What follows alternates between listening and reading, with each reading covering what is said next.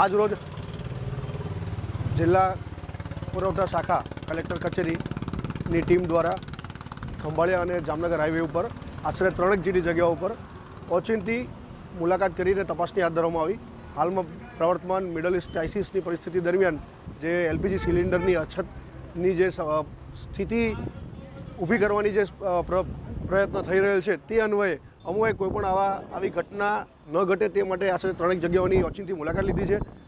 તે પૈકી Vasudev hotel Khambhalia Jamnagar highway ખાતે આશરે 10 સિલિન્ડર અમને કોઈપણ પ્રકારના માલિક પાસેથી આધાર પુરાવા વિના મળી આવેલ છે, જે તાત્કાલિક અમોએ 10 સિલિન્ડરને રાજ્યસાત કરવા માટેની કાર્યવાહી વહીવટીતંત્ર તરફથી એલપીજી કંટ્રોલ ઓર્ડર 2000 અને એસેન્શિયલ કોમોડિટી એક્ટ અન્વયે હાથ ધરેલ છે।